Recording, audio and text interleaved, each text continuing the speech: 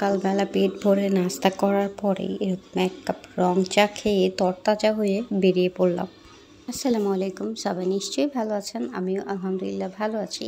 তো এই যে এরকম একটা রং চা খাওয়ার পরে শরীরটা পুরাই ফ্রেশ লাগতেছিল। তো খাওয়ার পরে আমি আমার ছোটো ভাইয়ের বাসা থেকে বড় ভাইয়ের বাসায় যাচ্ছি।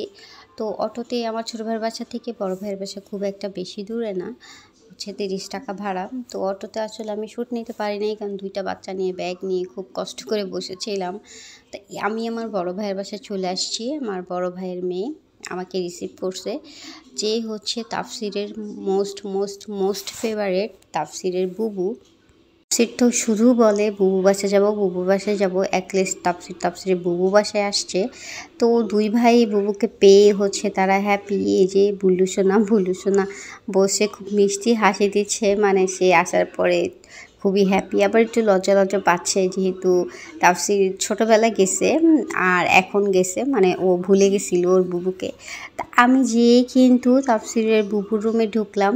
আমার বড় ভাই ঘুমাচ্ছিল তার রুমে, তো আমি তার সাথে যেয়ে দেখা করি নাই। সর্বপ্রথম আমি আমার ভাইয়ের মেয়ের রুমে ঢুকলাম। আর তাফসিরের বুবু হচ্ছে গিয়ে আমার ভাইয়ের মেয়ে, দেন আমাদের ফ্যামিলির মধ্যে সবথেকে বড় মেয়ে আর কি ও। তারপর হচ্ছে আমি আমার বড় ভাইয়ের সাথে, মানে আমার বড় ভাইকে আমরা দাদা বলি, দাদার সাথে দেখা করলাম। আমি তাফসির তাকবীর ওরা দেখা করলো, কিছুক্ষণ গল্প করলো, দুষ্টামি করলো। তারপরে আসলে ঝিরি বৃষ্টি হচ্ছিল আর আমি বারান্দায় গেলাম। বারান্দায় তো যেয়ে দেখি ওয়াও, কত সুন্দর ভিউ। পাশে হচ্ছে গিয়ে এটা কি বলে, পুকুর না খাল আসলে আমি জানি না, ক্ষেত টাইপের হইতে পারে কিছু, মানে হালকা পানি। আবার হচ্ছে উপর দিয়ে কচুরি পানা। তো তারপরে হচ্ছে গিয়ে আবার ওর বারান্দায় অনেক সুন্দর গাছ লাগাইছে, সেগুলো দেখলাম। আর কিন্তু ঝিরি বৃষ্টি হচ্ছিল হালকা। তো তারপরে হচ্ছে গিয়ে আমি ভাবলাম যে একটু শ্যুট নিয়ে নিই। পরে হচ্ছে দুপুরবেলা আমরা খাওয়া দাওয়া করলাম। খাওয়া দাওয়া করলে এই যে আমরা সবাই মিলে আড্ডা দিচ্ছিলাম। আর তাফসির তাকবীর দুষ্টুমি করতেছিল। তাফসিরের ছোট আপির সাথে দুষ্টুমি করতেছিল, বাবলি ওর বুবুর ছোট বোন। আর তাকবীর তো সে আমার উপরে উঠে রীতিমতো খুবই আমার সাথে যুদ্ধ করতেছে, আমার মুখের মধ্যে মারতেছে।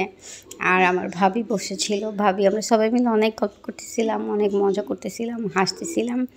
আর আমার বাচ্চা দুইটা ওর মামা বাড়িতে এসে ভীষণ পরিমাণ খুশি। আমাদের কিন্তু থাকার জন্য খুব বলছিল আমার বড় ভাই, ভাবি, দেন হচ্ছে তাফসিরের বুবু বোন, ওরা সবাই বলছিল আমাদের থাকতে, বাট আমরা থাকি না, আমরা চলে আসছি। যেহেতু তাফসিরের বাবাকে একা রেখে গেছি, বেচারা কত জানি আমাদের রেখে কষ্ট পাইতেছে, সেই চিন্তা হচ্ছিল।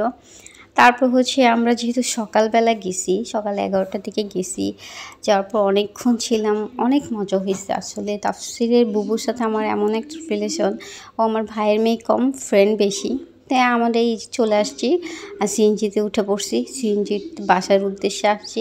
তা আসার সময় তাফসির একটু মন খারাপ ছিল, কারণ সে তার বুবুকে রেখে আসছে, সে আসতে যাচ্ছিল না, বাট আমি জোর করে চলে আসছি।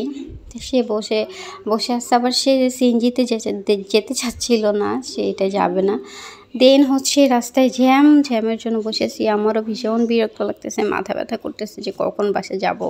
এমন একটা অবস্থা হয়েছে আমার বাসায়, মানে না গেলে ভালো লাগে না, কোথাও বেড়ায়ও শান্তি নেই। বাসা যাওয়ার জন্য আমার একটা প্যারা থাকে। তো সবাই ভালো থাকবেন, আমার পেজটা অবশ্যই লাইক ফলো করবেন, আমার ইউটিউব চ্যানেলটা সাবস্ক্রাইব করবেন, এবং কে কোত্থেকে দেখতেছেন ভিডিওটা তা কমেন্ট বক্সে জানাবেন।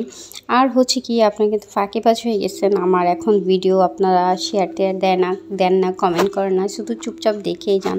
আসলে দেখে কেমনে বুঝবো আপনারা কে, আমার তো আপনাদের সাথে পরিচিত হওয়া লাগবে। তো সবাইকে আল্লাহ হাফেজ, টাটা।